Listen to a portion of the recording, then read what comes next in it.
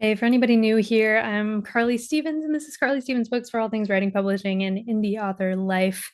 But I thought I would do a bit of indie author life and just chat like I would with a friend about what's been going on lately with my writing, the struggles, the wins that I've had lately, and you can get to know me a little bit. So, grab some coffee or tea. I have some ginger tea here and an Earl Grey cookie that a friend got for me yesterday while we were having kind of a writing date at a coffee shop.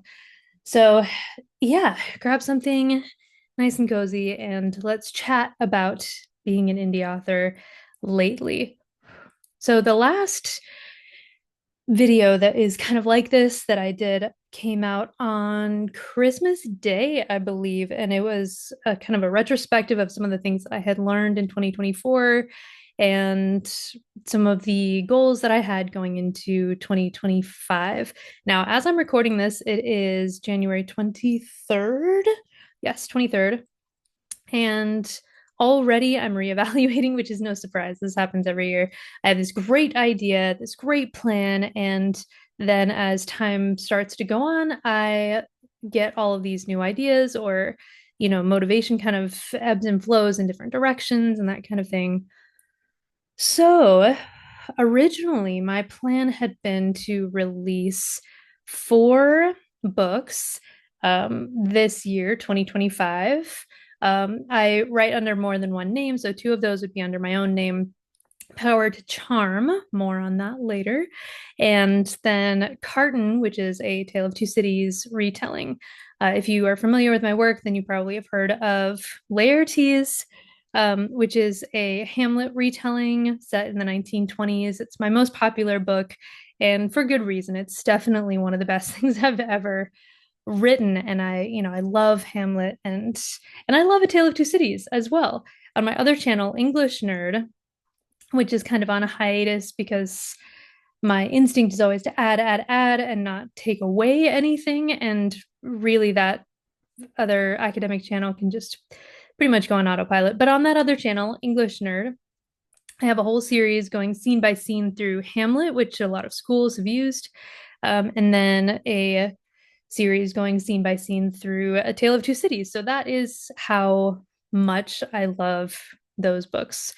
However, whenever I sit down to write, there are all these things that get in the way of me wanting to write that book that I've been talking about for years now. I even have a cover that I have not officially revealed to anybody except for some close friends and family that looks beautiful. I do want to release this book eventually. At first, it was the historical nature of it that goes deeper than the way that Laertes was historical, because it was more the flavor of the 1920s rather than truly historical accuracy with the 1920s, because I already knew that I wanted Claudius to be the king of Denmark, and of course that's not correct for like 1929, which is kind of the time that I aimed for with that book. This Carton book is about the time leading up to the outbreak of World War II, and I wanted it to be very historical, all kinds of references to real events, and a few liberties taken here and there, but very small and intentional ones, like having the Defarges be involved in the French resistance and that kind of thing. Um, However, lately, as I've sat down to write Carton, that was one of my Q1 goals for this year. I find that I don't want to go to that dark place. I don't want to write about a white guy at the beginning of an outbreak of war. I just don't.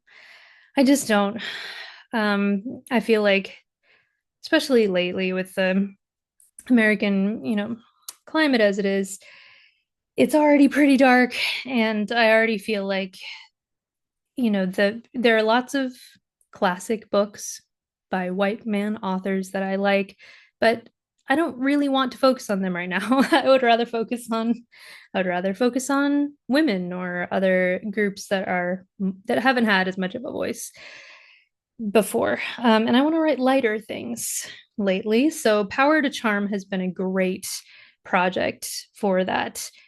Just kind of focus on what is beautiful and good, and the focus is on friendship and just the simple pleasures of tea and animal friends and stuff like that. It's a charming set of stories talking about Ophelia. Yes, her name is Ophelia, who is a witch who lives in this cottage with a garden surrounding it that she's created inside of a bunker. And outside, there is a post apocalyptic wasteland. But inside, she has created this lovely life for herself.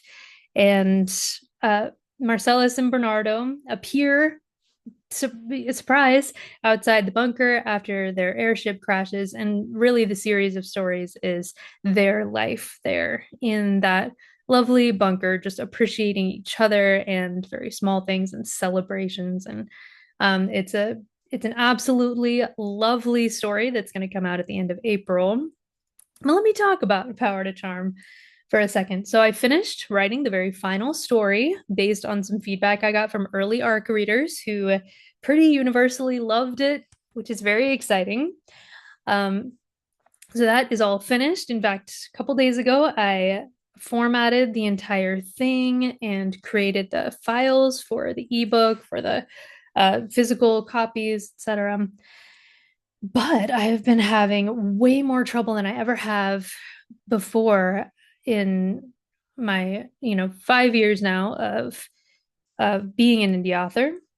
If you count, ordering covers and that sort of thing, I guess 6 years.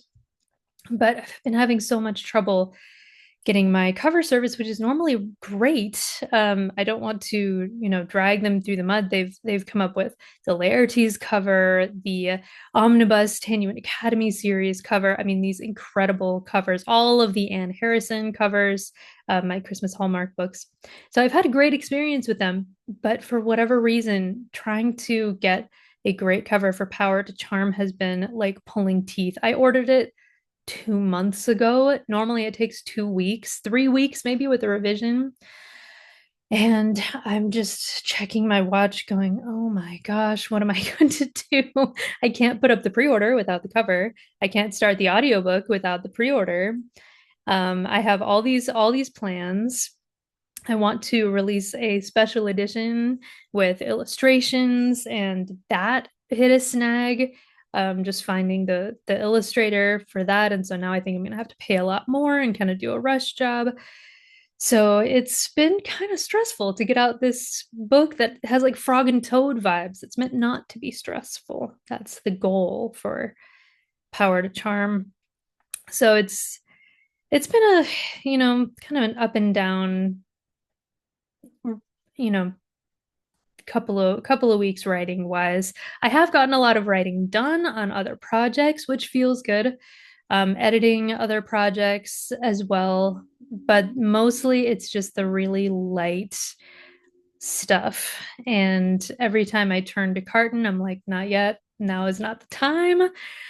So since I want to protect that joy that I have in writing and creating stories and all of that, I'm not going to say that I'm putting Carton on hold again for like the what is it, second year in a row, because I do want to go in, write a scene, get out. But my idea of fast tracking that through the next 2 months and finishing a draft of it and everything is unlikely at this point, because I don't want to focus on that. I want to find some joy elsewhere. And right now there's a lot of darkness, and I don't want to be turning away from the darkness of the world to focus on the darkness of a story. Instead, I'd rather write about women living happy lives. And so that is probably where my efforts are going to go. If I can get this release stuff worked out, that would be great. But yeah, that's kind of what's going on with my projects. I have a couple of events coming up. I have a sci-fi convention. In fact, tomorrow it starts. So that'll be exciting. I'm bringing the Tanya Academy series and some mystery bags. If you come see me in person, then I will more than likely have some mystery bags with books and items and stickers, like a little mini unboxing, which is really fun. And then I got accepted to the Storybook Brewing Book Fair Part Two, which is like a local Colorado brewery does that just started to do bookish events, and they really have the right audience for it. The last one went great, so I have high hopes for this next one. And then, of course, there's the Book Bash, the Springs Book Bash coming up in April, at the end of April, that coincides with the release date of Power to Charm. So I'm really hoping that the special editions of Power to Charm are ready for that event. But if you're in the area, then definitely sign up. I know there are tickets left, but they're going pretty fast for the Spring's Book Bash. There will be over 50 local writers and vendors, and I have seen or know some of them, and trust me, you will not be disappointed. Not at all. I've seen the venue, it's just breathtaking. So yeah, a really fun way to spend the day at this event. So yeah, that is what's going on with me. This is going to come out still in January, this video. So I guess this will be the first of a series of probably monthly updates about indie author life and what is happening there. There's more that I could tell you about, but I don't want this to run too long. Plus, I haven't eaten my Earl Grey cookie yet. I heated it up and then it's just been sitting there because I've been gabbing about my stuff, which was the point of this video, but still. All right. Well, thank you for spending some time with me and just hearing about my wins and my woes lately. I'm really hoping that I get that Power to Charm stuff worked out. I am so excited to put up the pre-order, to have even more ARC readers, to have an audiobook. I have a narrator picked out. I just can't pull the trigger quite yet. And I am just chomping at the bit for getting that process started.